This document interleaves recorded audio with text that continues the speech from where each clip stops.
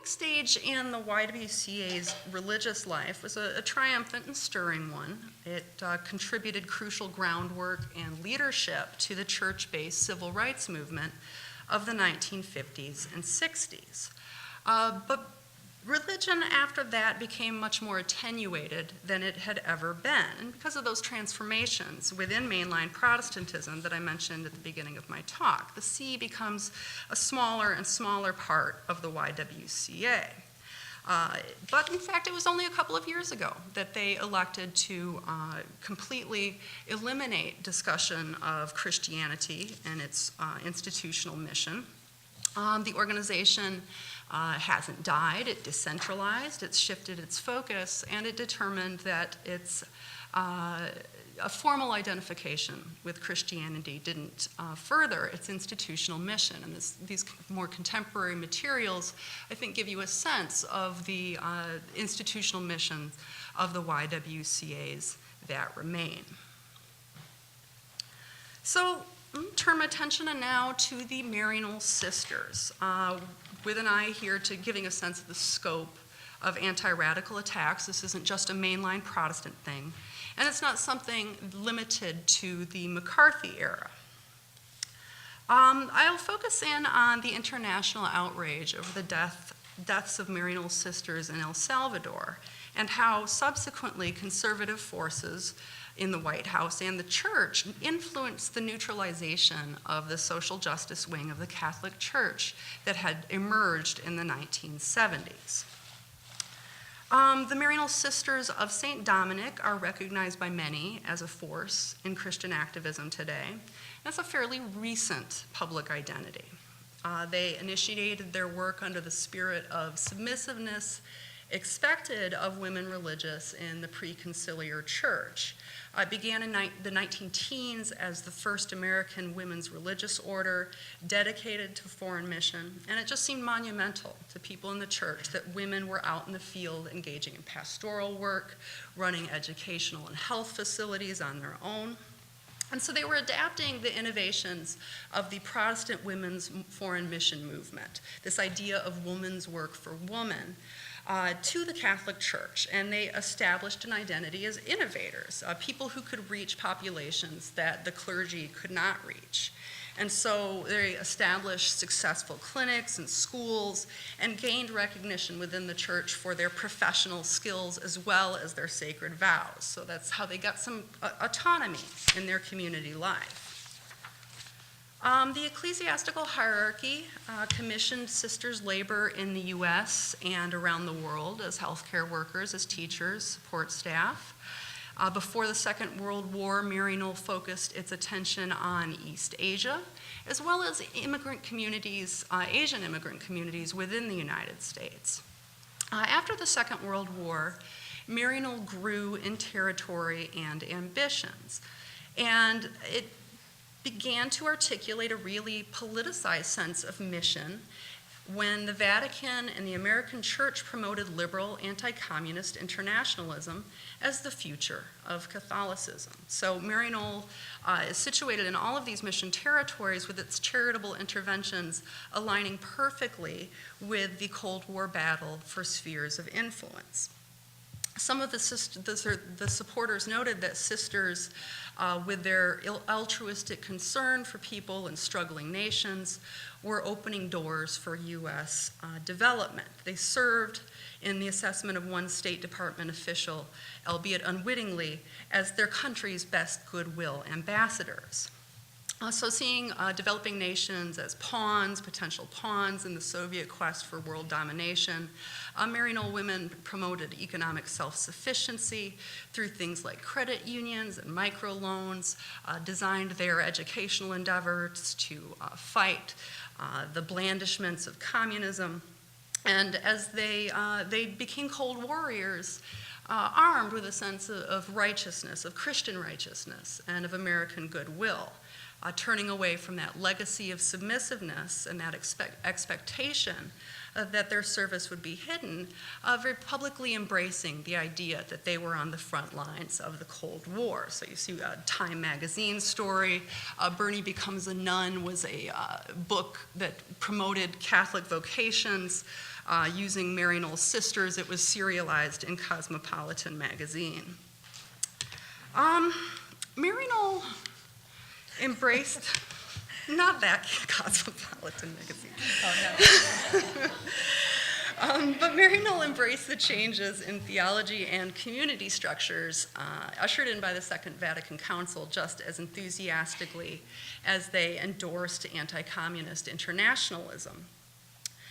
They responded to the call for the renewal of religious orders from the perspective of missionaries who were situated amidst staggering poverty and global unrest. They had long had an affinity for direct ministry to the poor. That was one of their callings, and emphasized community-level empowerment. So this, by the end of the 1960s, situated them at the forefront of the liberation theology movement in Catholicism. And many in its ranks grew invested in leftist theology, concluding that revolutionary social movements could give expression to a gospel vision of Jesus as the liberator of the poor. A 1970 booklet announced, "We wish to manifest our concern for and affirm our solidarity with all those who are struggling for justice and peace.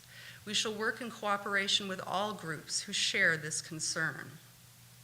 Their participation in the grassroots work of liberation theology prompted the congregation leadership to begin engaging in public advocacy around the U.S. funding of repressive regimes around the world. So with these public critiques of foreign policy, economic policy, Mary Knowles gets a reputation as an activist, even radical congregation.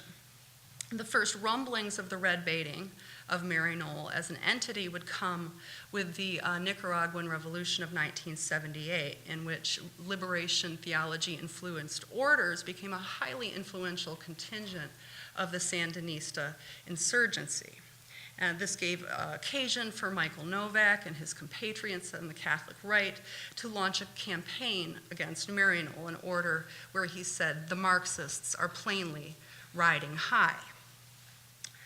2 years later, 1980, Mary Knowles' presence in conflict regions becomes international news when the congregation found itself at the center of one of the most galvanizing events of 20th century American Catholic life. Two of its sisters, alongside two other Catholic women missionaries, were murdered in early December of that year by National Guardsmen in El Salvador.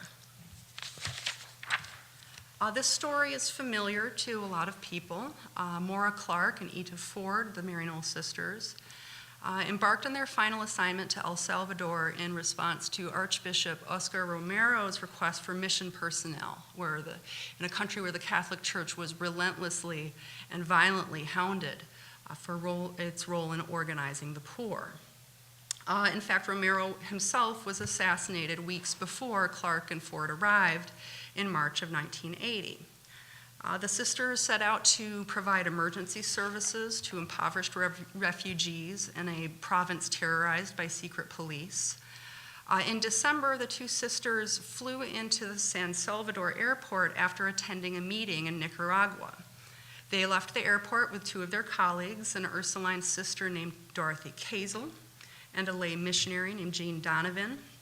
The next day, the women's van was found burned by the side of the road, and their bodies were disinterred from a shallow grave. They had been tortured and shot at close range. The deaths put the atrocities occurring in El Salvador on the front pages of news around the world, and the visibility of the event puts Mary Knowles into a new stage of the Cold War. So at the mid-century, you have the sisters as a worldwide spiritual army, promoting American goodwill, winning souls away from atheistic communism. This time, the deaths seemed an indelible indictment of U.S. foreign policy, where under the excuse of fighting communism, the United States was providing enormous military and financial support to regimes that were quite obviously brutally repressive. But conservatives wasted no time in pushing back against that indictment, casting the sisters as communists and identifying the deaths as the consequence of radical allegiances. Jeane Kirkpatrick, who was President-elect Ronald Reagan's designated ambassador to the United Nations, denounced the sisters in a story published a couple of weeks after their deaths.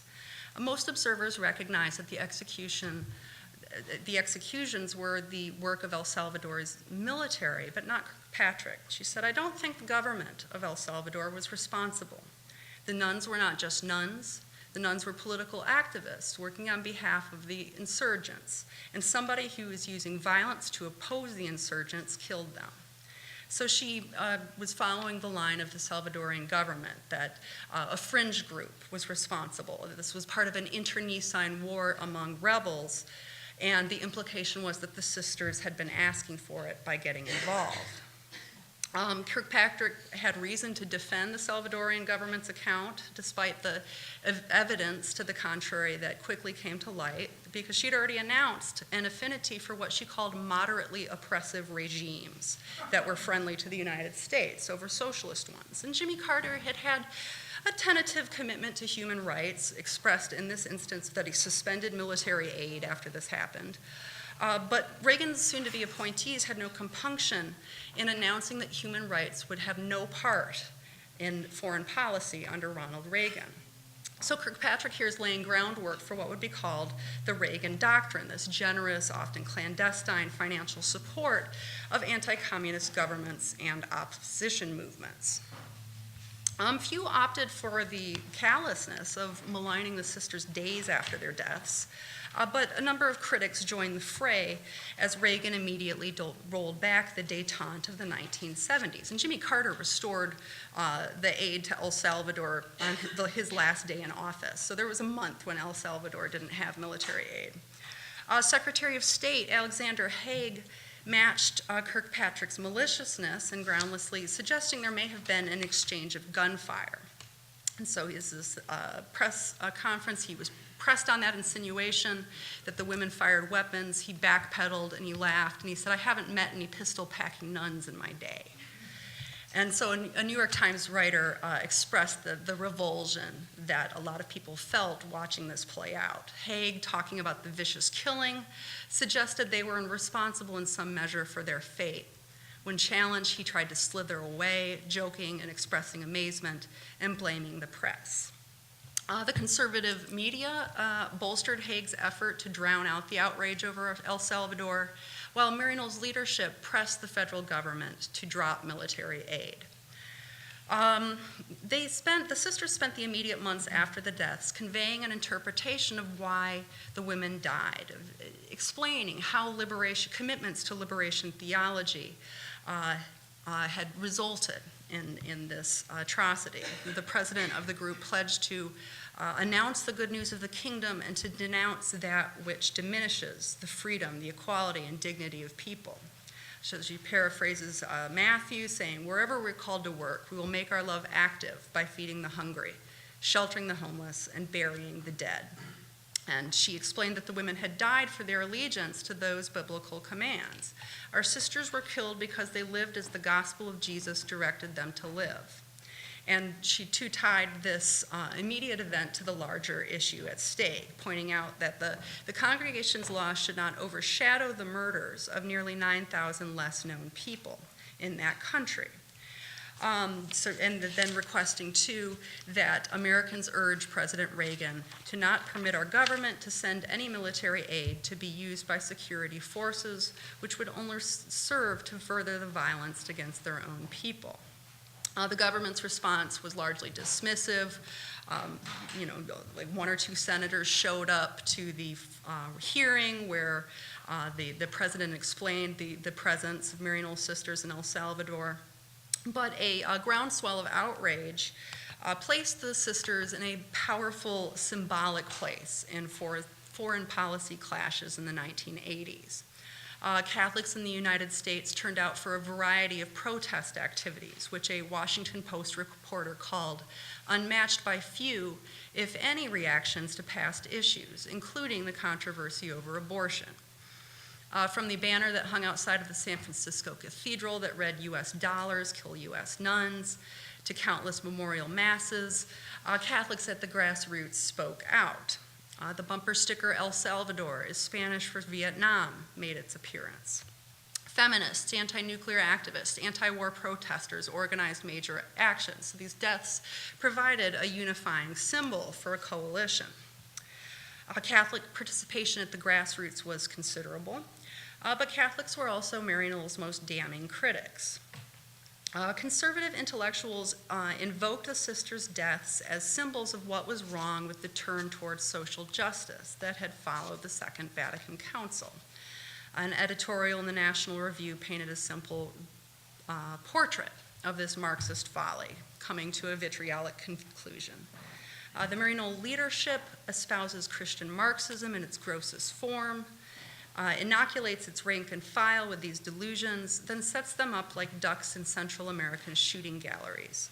It does not lessen our abhorrence of the sisters' assassins to describe the order's conduct as despicable.